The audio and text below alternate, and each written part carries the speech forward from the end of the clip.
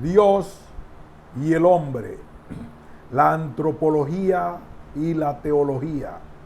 Un ensayo de Manuel Guerra Gómez.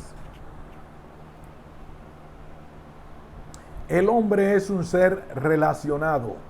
La alteridad es una nota constitutiva suya. Dios es la relación. La realidad relacional ad intra. La Trinidad divina refleja con nitidez la naturaleza del Dios, que es amor. Además de Dios, creados por Él de modo libre, fruto de su operación ad extra, existen multitud de seres entre los cuales sobresale el hombre, eco del ser relacionado, trinitario, creador, Padre Redentor y fin suyo. El hombre, criado, criatura o hijo de Dios, podría subsistir solo, aislado, él sin los demás mortales. Pero el pleno desarrollo humano no está al alcance de un Robinson. Sería, como dice Aristóteles, una bestia, un ser embrutecido, apenas racional. Y no sería ni eso, simplemente dejaría de ser si se rompiera su ligazón objetiva con la divinidad realmente existente, lo acepte el hombre, persona religiosa o no, ateo, agnóstico, deísta.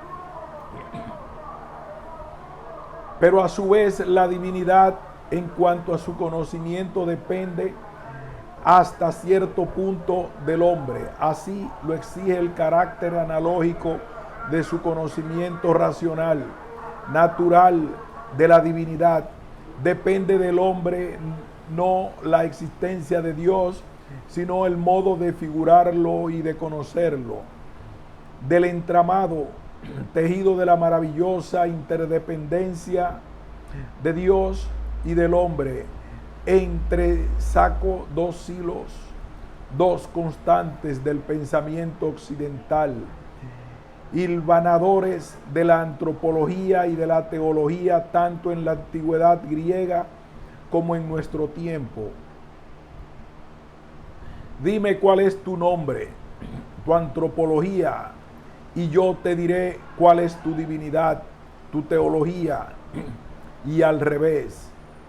Es conocida la compleja relación existente en el pensamiento griego entre la antropología y la cosmología, entre el hombre y el cosmos o universo. De ahí que sean llamados respectivamente microcosmos y macrocosmo. Con el mismo o similar fundamento entre los griegos podría definirse al hombre como un microteísmo, especie de miniatura o diminutivo de la divinidad, a Dios como un superlativo del hombre. El hombre griego de todos los períodos de su historia habría aceptado la validez del siguiente planteamiento: dime cuál es tu nombre, tu concepto del ser humano, y yo te diré cuál es tu Dios, tu concepto de la divinidad, en qué Dios crees, y al revés. De hecho, casi con estas palabras se lo plantea Teófilo, obispo de Antioquía, el último de los padres apologistas, segunda mitad del siglo II, a su interlocutor Autólico: si me dices, muéstrame a tu Dios, y yo te replicara, muéstrame a tu hombre, y yo te mostraré a mi Dios. En honor de la verdad, conviene precisar que Teófilo de Antioquía, cuando habla del hombre, no se mueve en el ámbito de la antropología sin más, sino en el de una parcela antropológica de la ética. Habla de los acondicionamientos morales del conocimiento teológico religioso. En el griego antiguo no se puede darse reciprocidad semántica entre los términos teología y antropología, pues antropología es un tecnicismo de creación reciente. En cambio, en castellano, teología aparece ya en Platón y en Aristóteles, precisamente para designar la exposición de los discursos acerca de los dioses. Pero resulta curiosa, por no decir sorprende, la coincidencia semántica de los verbos emparentados etimológicamente con teología, pues teología equivale al actual antropomorfizar respecto de la divinidad, o sea, representar al modo humano a la divinidad. Por consiguiente, si hubiera existido el término antropología, no habría significado el conocimiento o concepto que el hombre tiene en sí mismo, sino el conocimiento mitológico y lógico o racional de lo divino. Su significado se habría identificado con la de ontología en el texto famoso de Platón, cuando se refiere a las formas modélicas de hablar de los dioses, según las cuales los poetas deben elaborar o decir mitos. Carácter analógico del conocimiento natural de la divinidad o la teología natural dependiente de la antropología. Desde el punto de mira metafísico constitutivo esencial, el hombre ha sido, es y será siempre el mismo, a saber, animal, racional, religioso, pero no siempre ni por todos ha sido concebido e interpretado de la misma manera. De ahí que deba hablarse de antropologías en plural, tanto en la Grecia antigua como en el mundo moderno. Por su parte, el conocimiento natural de la divinidad es universal, está al alcance de todos los hombres. El conocimiento de la existencia de la divinidad responde al dinamismo más profundo del conocimiento y vivir humanos. Todos los hombres tienen anticipationem quandam, deorum quam apellat, epicuros, id est anteceptam animo, rei quandam informatione. Tenemos un conocimiento natural, innato, de la existencia de la divinidad. Tiene razón Víctor Frankl cuando afirma que la religiosidad no está encadenada a lo biológico, pues el conocimiento de la divinidad radica en el hombre en cuanto el hombre, por el hecho de serlo, o sea, por su racionalidad, es capaz de llegar a descubrir la existencia de la divinidad, y como prueba ahí están los miembros de todas las religiones anteriores al cristianismo y las distintas del mismo. Pero aunque universal e innato al hombre, en cuanto hombre, el conocimiento de la divinidad es analógico. De ahí el antropomorfismo somático, psíquico, familiar, social, etcétera, de los dioses en la religión griega, romana y en general en todas las celestes. En Cueva Palomera, Ojo Guareña, en Sotoscueva, Burgos, hay varios centenares de huellas de pies desnudos, en su mayoría varos, impresas en el suelo arcilloso por el hombre paleolítico. Pero cómo era somática, caracteriológica, psíquica, moral y religiosamente ese hombre de hace algunas decenas de milenios, reía, lloraba, hablaba, dormía. Si le aplicamos esas otras propiedades, es por analogía con nosotros. Dios ha dejado impresas las huellas de su omnipotencia, belleza, en una palabra, de su infinitud, en el cosmos y en el corazón humano. El hombre puede y debe descubrirlo por medio de la razón. Dogma de fe en el Concilio Vaticano I. Platón refiere el mito de la formación de los seres vivos en las entrañas de la tierra, obra de los dioses, mientras que su adorno corresponde a Epimeteo, cuando le toca su vez al hombre, cae en la cuenta de que no le quedan cualidades. Acude a su hermano Prometeo, quien ve al hombre señor de las cosas y animales, pero desnudo, descalzo y sin coberturas ni armas, condenado a su extinción inmediata, a fin de garantizar su subsistencia. Prometeo roba la sabiduría, inteligencia y el fuego a sus dioses respectivos, Palas, Ateneos y Hefesto, y lo concede al hombre. A continuación afirma: el hombre fue el primero y el único de los animales en creer en los dioses. Tiene razón Platón. La religión es una manifestación específicamente humana, no se da en ningún otro ser dotado de cuerpo. De los animales solo el hombre es capaz de conocer la existencia del ser que es en y por sí mismo, porque solo él, gracias a su racionalidad, puede describir el significado de las huellas divinas al mismo tiempo que reconoce su contingencia y objetiva dependencia respecto de la divinidad.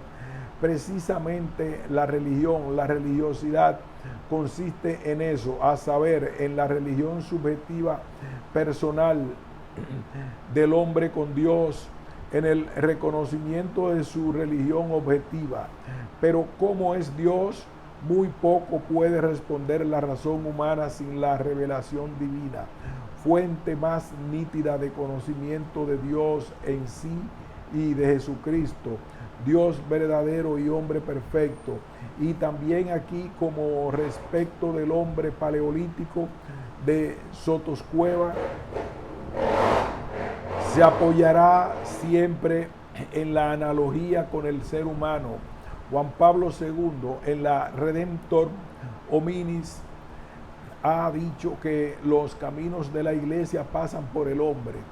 Con no menor fundamento puede afirmarse que los caminos del conocimiento natural de la divinidad cruzan también la interioridad humana y los del conocimiento revelado en el Nuevo Testamento, la humanidad de Jesucristo, el hombre Dios.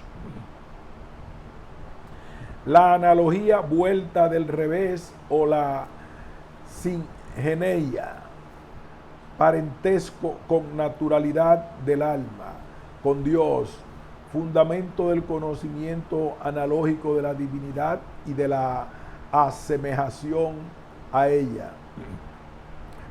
Pero el centro en torno al cual gravitan todas las cosas y seres no es el hombre, sino la divinidad. Vinculación del antropocentrismo egocentrista y del agnosticismo. El conocimiento racional de la divinidad se muestra como agarrotado por la dependencia del entendimiento respecto de los sentidos. Apenas puede ayudar a concebir lo espiritual. A primera vista parece como si el hombre fuera el punto de referencia de cuanto existe con vida o sin ella. También del conocimiento de la divinidad. Esta impresión, llevada hasta el extremo, condujo al principio de la homomensura, que en Grecia surgió en un clima tan subjetivista y relativista como el sofismo. Lo formuló Protágoras de Abdera. El hombre es la medida de todas las cosas,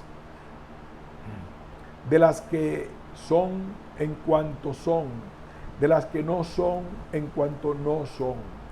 De acuerdo con la explicación de este texto dada por Aristóteles, La medida de todas las cosas no es el hombre, sino cada hombre. De manera esta se cae más que en el antropocentrismo, en el más absoluto egocentrismo, que de acuerdo con su etimología pone el centro del hombre y de las cosas no en el antropos u hombre, sino en el ego yo individual.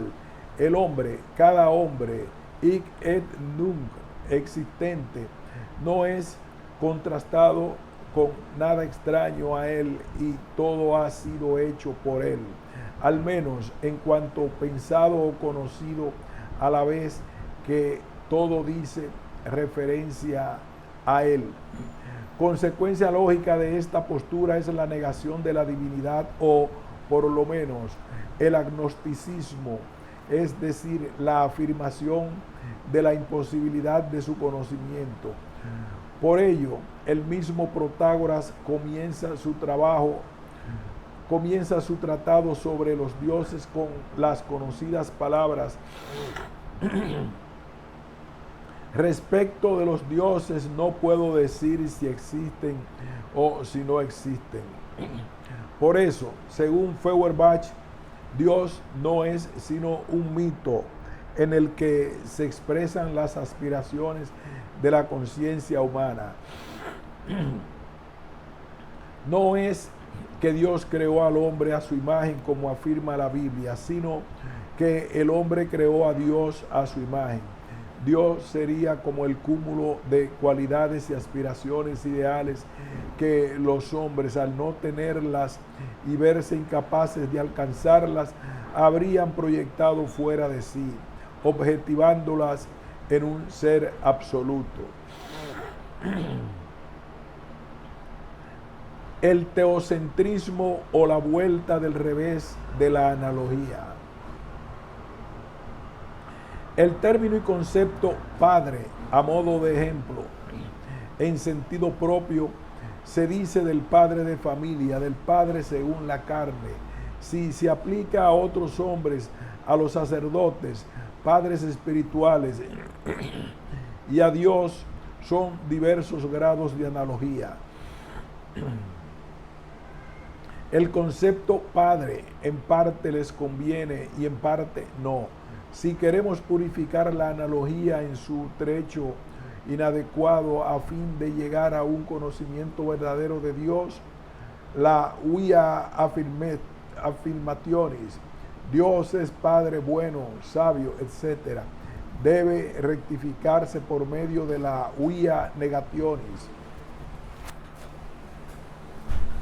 Dios no es Padre, sabio, etc., como nosotros, para saltar a su sublimación mediante la via eleutionis ad infinitum. Dios es Padre, sabio, etc., el grado eminente, infinito. En este instante, a poco que reflexionemos, caemos en la cuenta de que no es verdad que Padre corresponda en sentido propio al Padre según la carne. En sentido propio, todo lo bueno, también la verdadera paternidad corresponde solo a Dios. Nuestra paternidad, sabiduría o bondad no es sino una sombra, un reflejo más o menos pálido de la divinidad. El punto de referencia de la luz no es la cerilla que uno puede encender en la oscuridad de la noche, ni la de la luna, sino la luz cenital del sol, aunque a veces no nos ilumine o no la veamos. El punto de referencia de todo lo bueno es Dios, no el hombre. En el fondo, este es el mitologema o mensaje recubierto por el vistoso ropaje de la alegoría platónica de la caverna, dicha por Sócrates precisamente para descifrar la naturaleza humana. El hombre mora como en una caverna, Igual el mundo de lo sensible, que se abre a la luz, el sol, a través de una galería, lo corporal, encadenado desde la niñez de espaldas a la salida, solo puede ver el reflejo o la sombra, las cosas y seres sensibles, proyectada por las únicas cosas reales, las ideas, la bondad, la belleza, la verdad, etc., sobre la pared de la caverna que tiene ante sus ojos. Únicamente después de su muerte, el alma comprenderá que lo bueno, bello, etcétera, en sentido propio, no es nada ni nadie de este mundo, sino la bondad, la belleza, etcétera, increada, eterna. Resulta pues lógico que Platón cambie el sujeto del principio protagónico. El hombre es la medida de, y diga, Dios es la medida de todas las cosas, de las que son en cuanto son. El punto de referencia no es el hombre, sino la divinidad. El hombre resulta así indefinible por sí solo, sin acudir a la divinidad, aunque suene a paradoja. El hombre no es él solo, ni únicamente conforme a la frase orteguiana, él y sus circunstancias ambientales e históricas. El hombre es él y Dios, que lacium qui soit o moi plus moi meme, que moi Paul Claudel, o como se llama San Agustín, tu intimior íntimo meo. Lo divino en el hombre, o la singeneia del alma con la divinidad, raíz y fundamento del conocimiento analógico de la divinidad.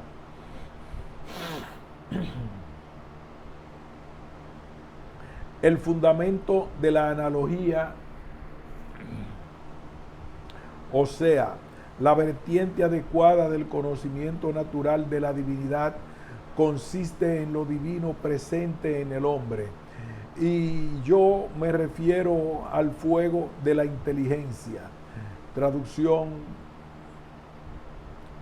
en Diadis, robado por Ptolomeo a los dioses y dado al hombre de acuerdo con el famoso mito ya reseñado.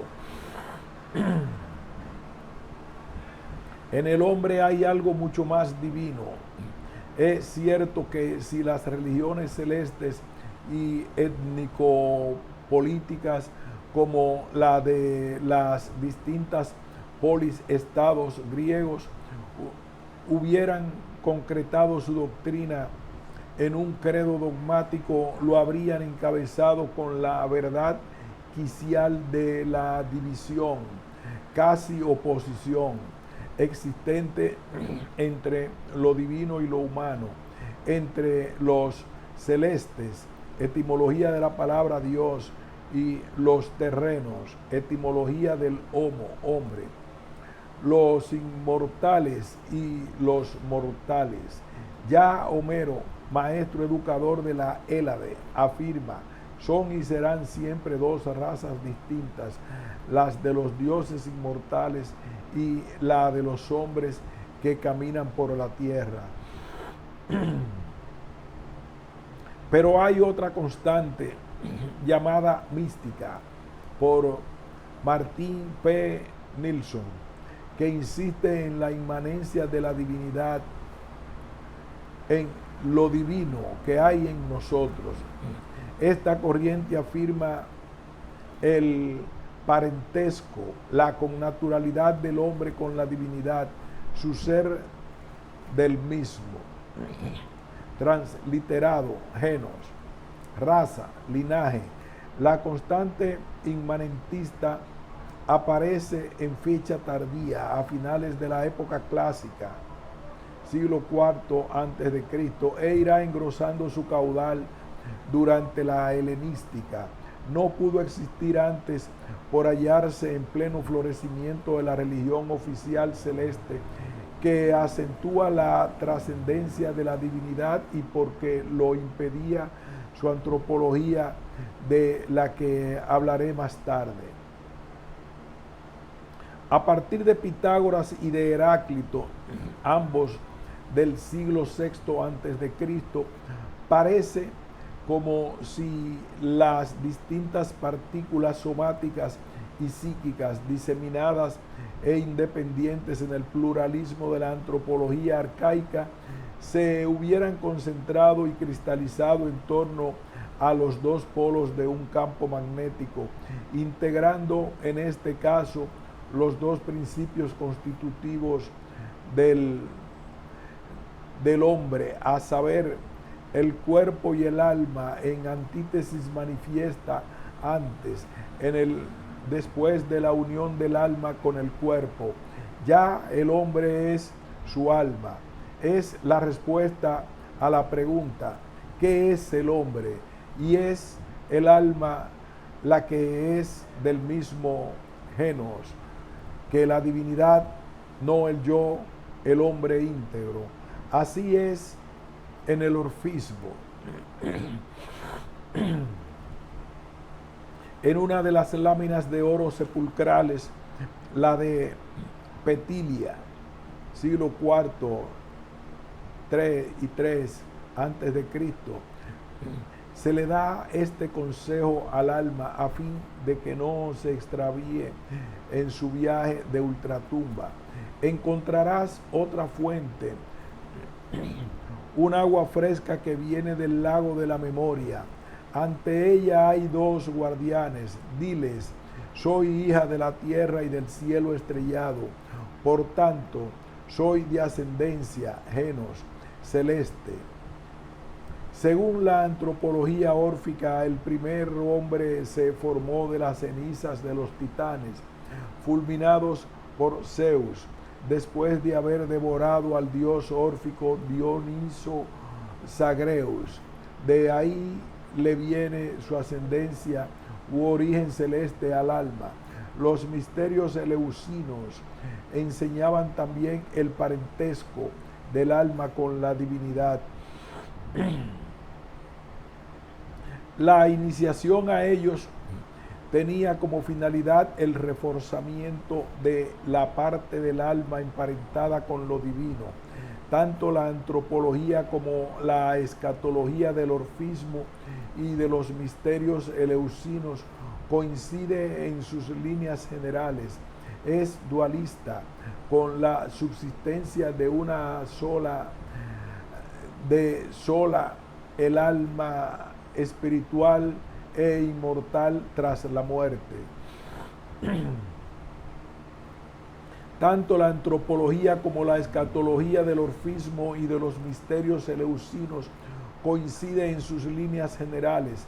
Es dualista, con la subsistencia de sola el alma espiritual e inmortal tras la muerte.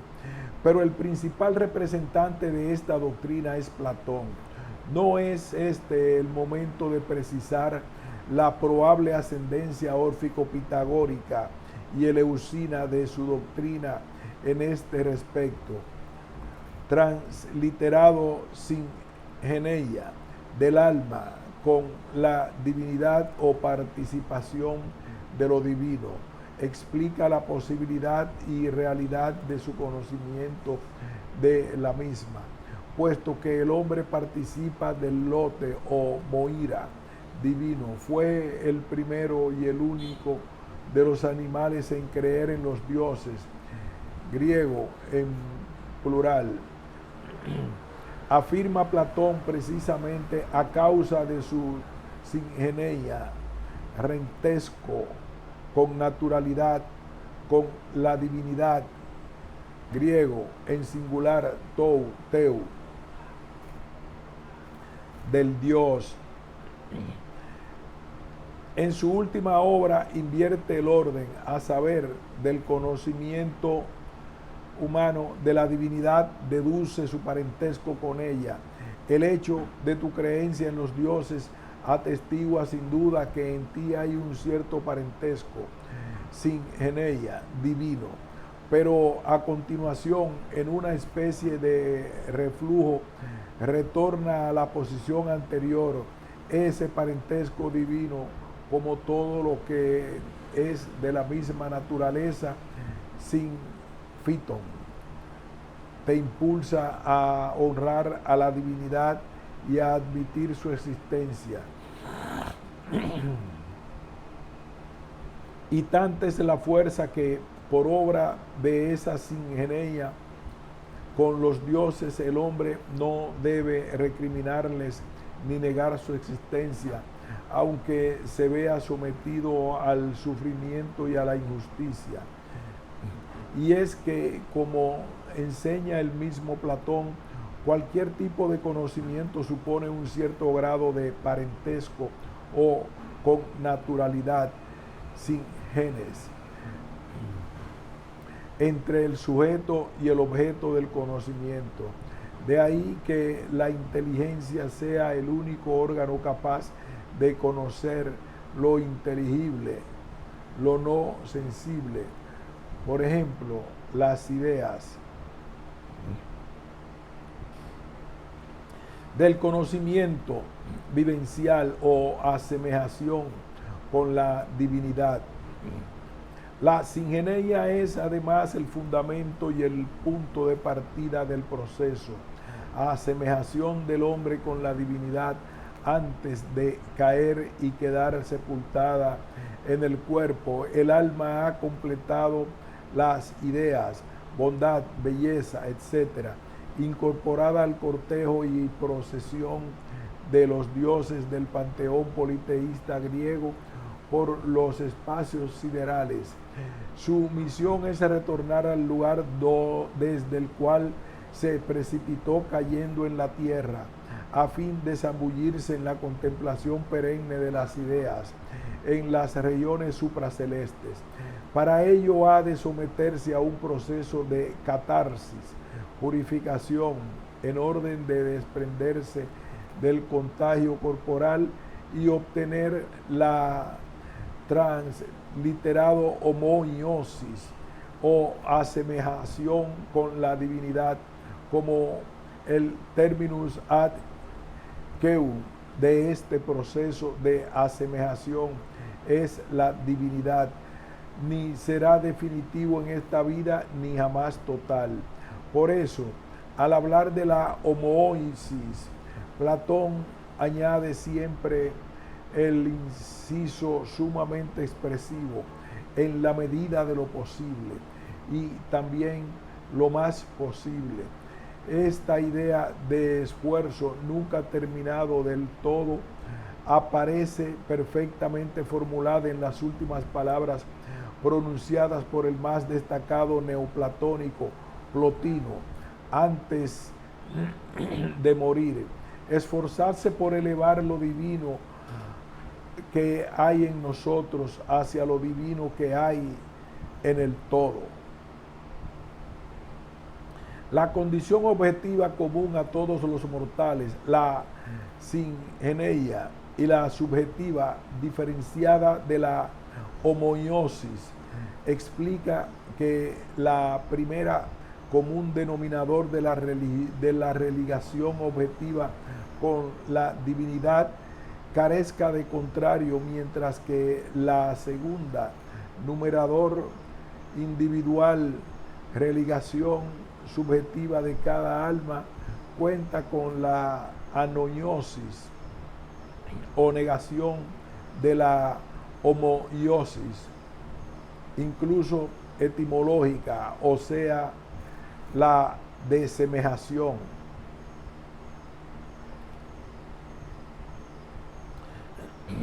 El pensamiento platónico está marcado por el dualismo también en este tema de la singeneia, a pesar de que ésta no se reduce a una afinidad metafórica. Se trata de un parentesco o con naturalidad espiritual.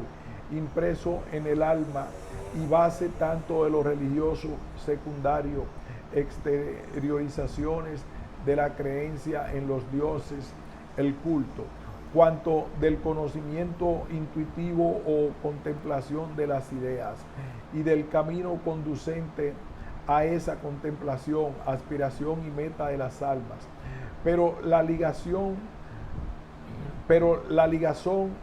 radicada en esta naturalidad con el mundo de las ideas, superior al de los dioses politeístas, es más real que la de las ataduras físicas, de modo parecido a como el mundo inteligible, noeta, es más real que el visible, oratá, según se pone de relieve en el mito de la caverna ya reseñado.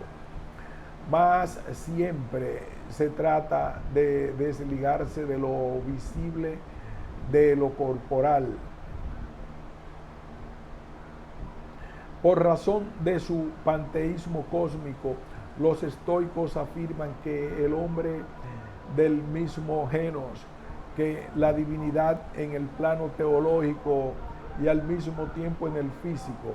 Los 39 hexámetros del himno a Zeus de Cleantes son una oración modélica. Las palabras que ahora nos interesan, pues somos genos, linaje suyo de Zeus, forman el primer hemistiquio del verso cuarto. En el poema didáctico de 1154 versos, Painomena et Prognostica de Arato, siglo III a.C., figura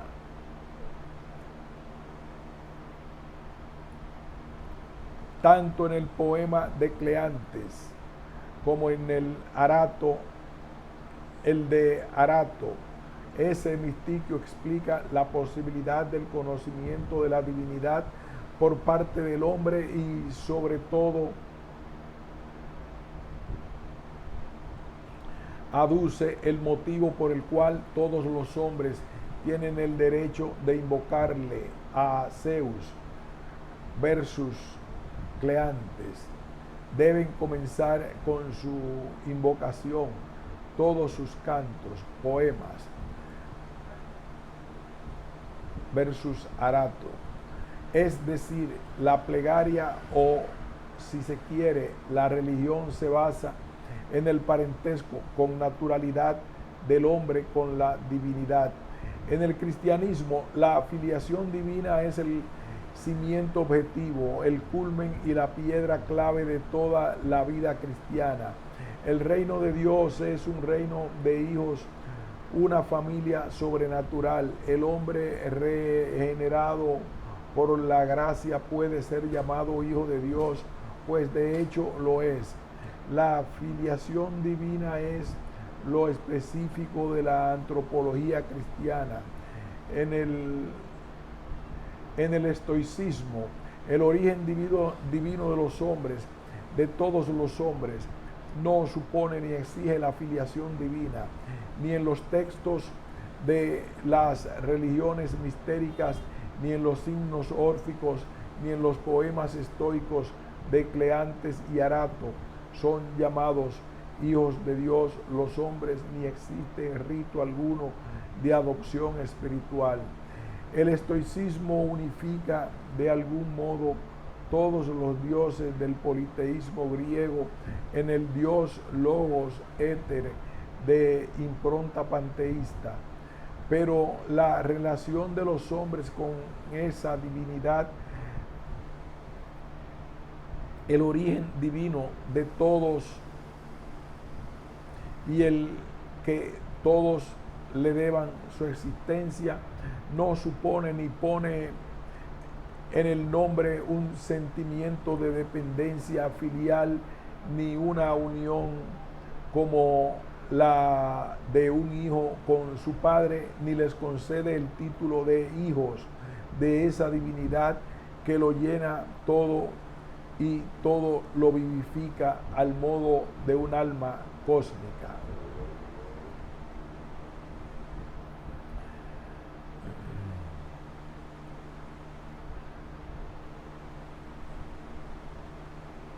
Pero la relación de los hombres con esa divinidad, el origen divino de todos y el que todos le deban su existencia, no supone ni pone en el hombre un sentimiento de dependencia filial, ni una unión como la de un hijo con su padre, ni les concede el título de hijos de esa divinidad, lo que lo llena todo y todo lo vivifica al modo de un alma cósmica de su linaje. Pero tomada la divinidad, no en un sentido panteísta, sino personal monoteísta, sirve a San Pablo en su afán por sintonizar con los atenienses que escuchaban su discurso al Areópago.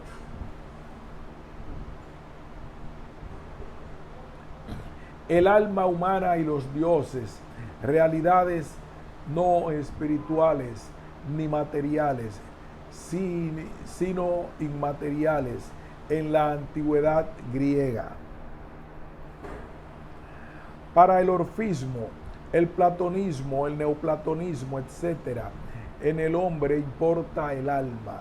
El alma espiritual es inmortal, subsiste tras la muerte y suficientemente purificada puede ascender a las regiones supracelestiales por encima de los dioses politeístas de la religión oficial griega. Allí contempla el mundo de las ideas, la belleza, la verdad, la bondad, etc., que de algún modo integran lo divino de índole espiritual. Reaparece así la coincidencia antropológica y la teológica, pero no todos los griegos pensaron así en contra de quienes identifican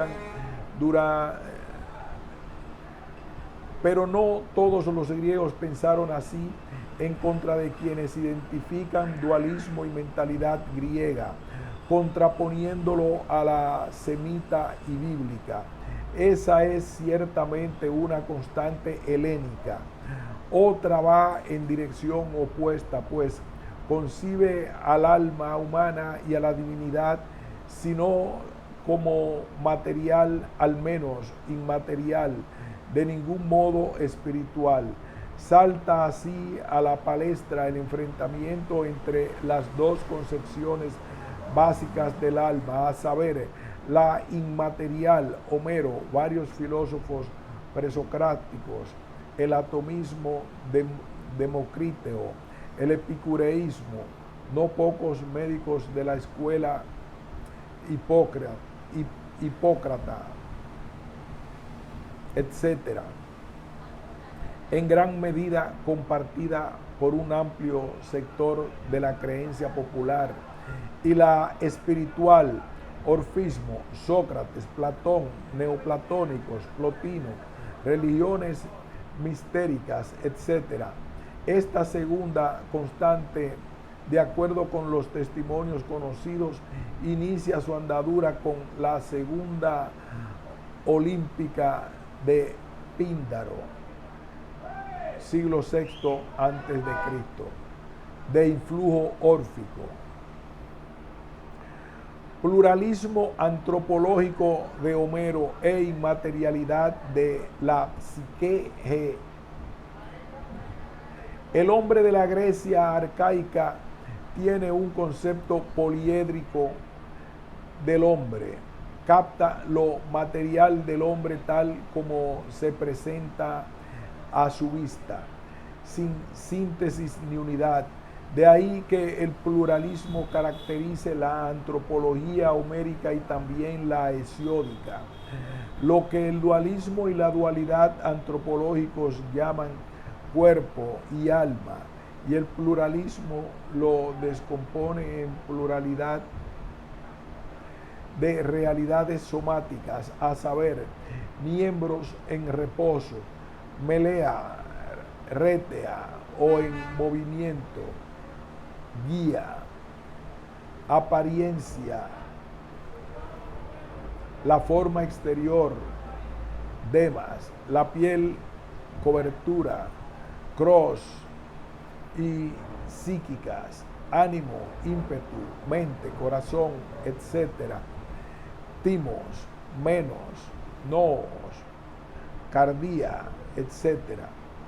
Cada término o vertiente somática o psíquica, aparte de designar uno de los aspectos de modo predominante, puede referirse y de hecho se refiere respectivamente a todo lo corpóreo y a todo el psiquismo humano, pero no se da confusión entre la doble vertiente. La autoconciencia, el yo, corresponde siempre a la psíquica. Como prueba basta un episodio tan extraño en nuestra mentalidad, a no ser para la habituada a los cuentos de hadas, como convincente. Los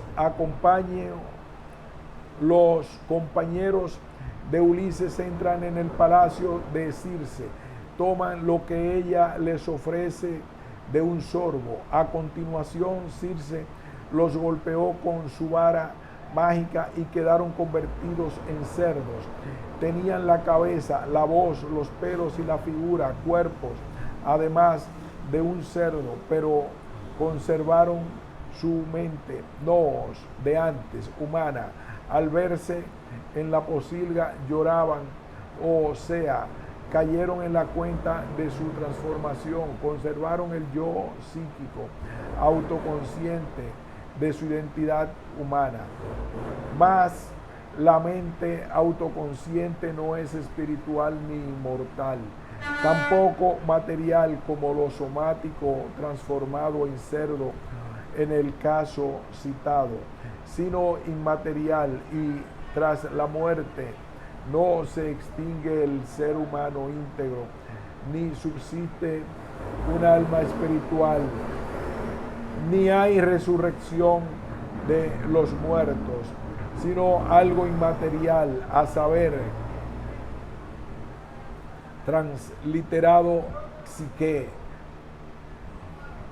término significativo del alma espiritual, vivificadora del cuerpo en el dualismo platónico, neoplatónico, mistérico, etc., en el monismo aristotélico, etc., en los poemas homéricos.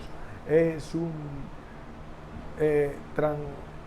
eidolon, transcrito ídolo, imagen, especie de doble, espectro, imagen umbrátil, etérea, ectoplásmica, que reproduce la apariencia del hombre vivo en cuanto a su estatura, figura, mirada, apariencia externa e incluso vestidura, pero inaprensible. Subsiste en las entrañas de la tierra, en el Hades, mansión colectiva, étnico-política, pero de un modo desvaído, sin premio ni castigo, o con enunciado vulgar, nunca tan acertado como en este contexto, sin pena ni gloria. Lógicamente, en esta concepción no cabe el ansia de retorno a la contemplación de las ideas o de lo divino, ni proceso catártico o de purificación y de asemejación a la divinidad en esta vida ni en la otra, como en el platonismo, etc. Nadie desea descender al Hades. Por otra parte, el panteón homérico, cuyo politeísmo teológico sintoniza con el Por otra parte, el panteón homérico, cuyo politeísmo teológico sintoniza con el pluralismo antropológico, no presentaba dioses merecedores de imitación o asemejación, pues las notas diferenciales de los dioses respecto de los hombres pueden reducirse a su armonía, belleza, apariencial realmente divina, a su poder sobrehumano, no omnipotente, y a la inmortalidad feliz. Carecen de la más mínima dimensión y proyección ética moral. Parece pues normal una constante del pensamiento helénico, a saber, la que por relación contra la inmoralidad, o mejor, amoralidad de los dioses y diosas, rechazan la teología antropomórfica de Homero, aceptada en la religión oficial olímpica. Si hubiera dependido de Cicerón, habría cambiado la teología antropomórfica de los poetas o concepción de los dioses al modo humano, con los pecados y vicios de los mortales, por una antropología geomórfica. Homero modelaba y trasladaba lo humano a los dioses. Hubiera preferido que los aplicara a nosotros los atributos divinos. La religión oficial de las polis estado helénicas humanizan a los dioses y a las diosas de acuerdo con su antropomorfismo somático, psíquico, familiar, social, etc.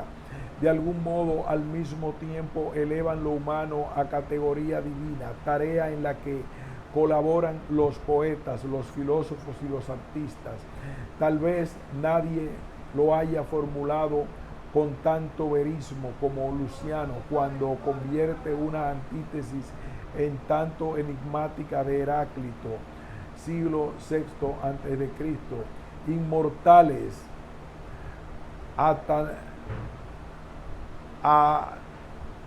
atanatoi, mortales, anetoi, mortales inmortales, en diálogo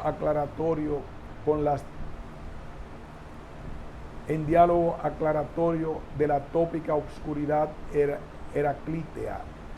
¿Qué son los hombres, dioses o mortales? ¿Qué son los dioses, hombres, inmortales? Pausa. Continuaremos en el apartado proceso unificador en el plano humano y en el divino. 4.2.